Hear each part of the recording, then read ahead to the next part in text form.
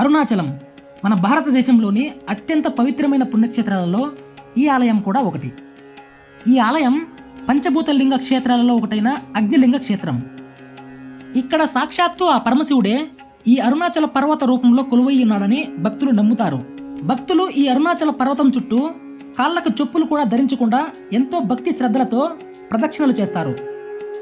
అసలు ఇంతటి మహితాన్వితమైన ఈ అరుణాచల పర్వతం ఎలా ఏర్పడింది, దాని వెనుక ఉన్న రహస్యం ఏమిటి, అలాగే ఈ ఆలయం వద్ద ఇప్పటికీ సంచరిస్తున్న చిలుక ఆత్మ రహస్యం ఏమిటి అనే విషయాల గురించి మనం ఈ వీడియోలో గిరి ప్రదక్షిణ చేస్తూ తెలుసుకుందాం.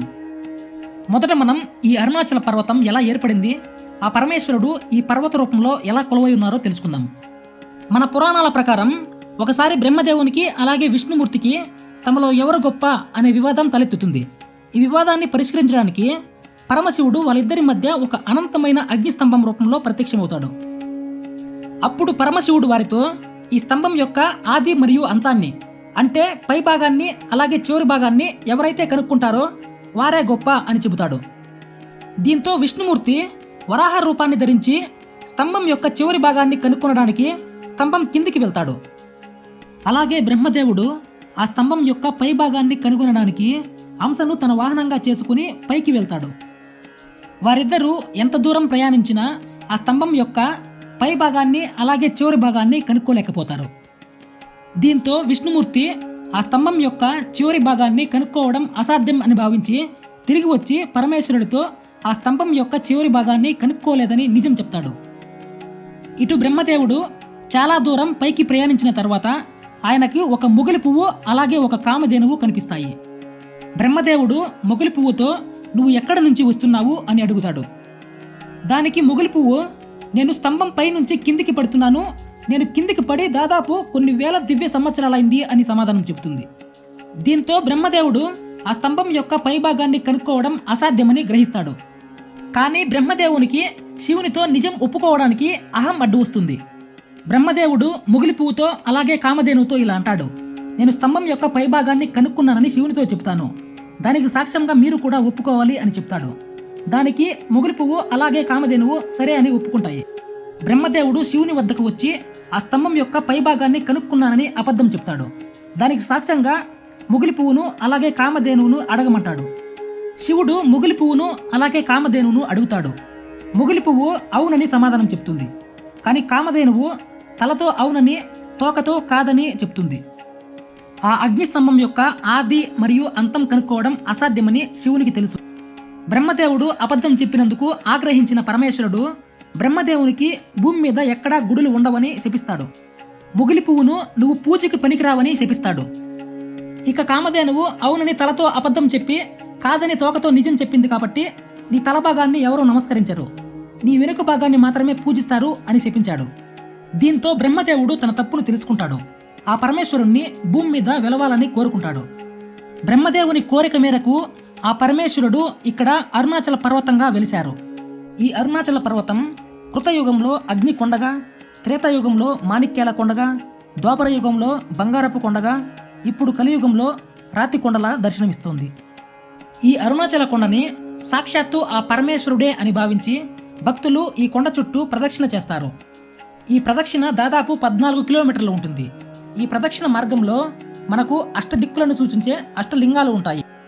అవి ఇంద్రలింగం, అగ్నిలింగం, యమలింగం, నైరుతిలింగం, వరుణలింగం, వాయులింగం, కుబేరలింగం, ఈశాన్యలింగాలు ఉంటాయి. ఈ లింగాలను దర్శించుకుంటే అష్టదిక్పాలకుల అనుగ్రహం కలుగుతుందని భక్తుల నమ్మకం. ఇప్పుడు మనం అరుణాచల ఆలయానికి సంబంధించి చిలుక రహస్యం గురించి తెలుసుకుందాం.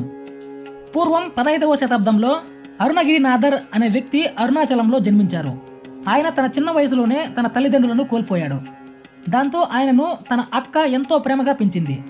తల్లి లేని లోటు లేకుండా చూసుకుంది. అరుణగిరినాథర్ చిన్నప్పటి నుంచే చాలా తెలివైనవాడు. కవిత్వం, సంగీతంపై మంచి పట్టును సంపాదించాడు. కానీ ఆయన తన యవ్వనంలోకి వచ్చాక తన ఆధ్యాత్మిక మార్గాన్ని వదిలి భోగ విలాసాల వైపు ఆకర్షితుడయ్యాడు. వేశ్యలతో తిరగడం ప్రారంభించాడు. తన విలాసాల కోసం తన ఆస్తి మొత్తం ఖర్చు చేశాడు. అంతటితో ఆగకుండా తన అక్క సంపాదనను కూడా ఖర్చు చేశాడు. దాంతో వాళ్ళ అక్క కఠిన పేదరికంలోకి వెళ్ళిపోయింది. కానీ వాళ్ళ అక్క మాత్రం తమ్ముడిపై ప్రేమతో ఏమీ అనకుండా భరించింది. కానీ ఒకరోజు మళ్ళీ అరుణగిరినాథర్ తన అక్కను డబ్బులు అడిగాడు. దాంతో వాళ్ళ అక్కకి కోపం వచ్చి, నా దగ్గర ఏమీ లేదు, నీకు కావాల్సింది శారీరక సుఖమే కదా, నా దగ్గరికి రా, నన్ను అనుభవించు అని అంది. దాంతో తన తప్పును తెలుసుకున్న అరుణగిరినాథర్ తన అక్క కాళ్ళ మీద పడి ఏడ్చాడు. ఇక తన జీవితం అక్కర్లేదని భావించి అరుణాచల ఆలయం గోపురం పైకి ఎక్కి దూకాడు. ఇంతలో ఒక అద్భుతం జరిగింది. అతను కిందికి పడేలోపు సుబ్రహ్మణ్య స్వామి అతన్ని చేతులతో పట్టుకున్నారు. అతని నాలుకపై దివ్య మంత్రాన్ని రాసి ఆశీర్వదించాడు. ఆ క్షణం నుంచి అరుణగిరినాథర్ సుబ్రహ్మణ్య స్వామికి పరమ భక్తుడిగా మారుతాడు. సుబ్రహ్మణ్య స్వామిపై ఎన్నో కీర్తనలు రాశాడు. ఆ సమయంలో ఈ ప్రాంతాన్ని ప్రౌఢరాయలు అనే రాజు పరిపాలించేవాడు. ఆ రాజు అరుణగిరినాథర్ రాసిన కీర్తనలను విని ఎంతగానో అతన్ని మెచ్చుకుంటాడు. అరుణగిరినాథర్ని తన ఆస్థాన కవిగా మార్చుకుంటాడు. ఆ ఆస్థానంలో అరుణగిరినాథర్ కొద్ది రోజుల్లోనే మంచి గుర్తింపును తెచ్చుకుంటాడు. అయితే అదే ఆస్థానంలో సంబంధన్ అనే ఇంకొక కవి ఉంటాడు. అరుణగిరినాథర్కి అక్కడ మంచి గుర్తింపు లభించడం సంబంధానికి ఏమాత్రం నచ్చలేదు. సంబంధన్ అరుణగిరినాథర్ని చూసి ఎప్పుడూ అసూయపడేవాడు.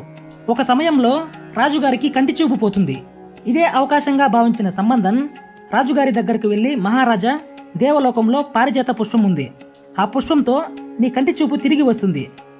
అయితే ఆ పుష్పాన్ని తీసుకురాగల శక్తి ఒక్క అరుణగిరినాథర్కే ఉంది అని రాజుకు చెప్తాడు.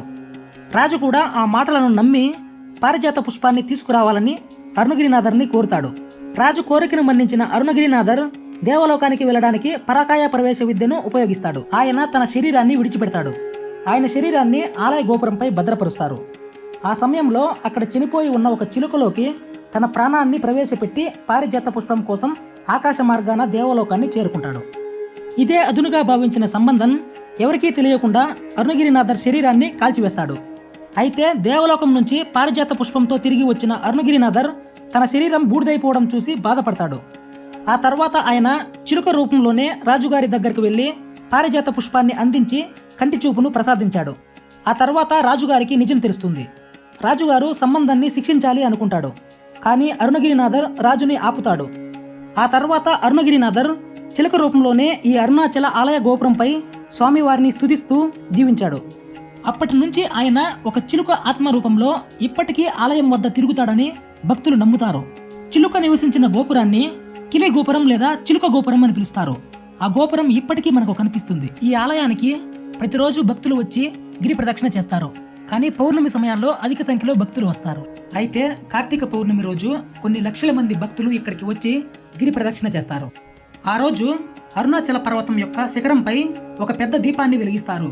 భక్తులు ఆ జ్యోతిని దర్శనం చేసుకుంటారు. ఫ్రెండ్స్, ఈ వీడియో కనుక మీకు నచ్చినట్లయితే లైక్ చేయండి, షేర్ చేయండి, సబ్స్క్రైబ్ చేసుకోండి. Thank you.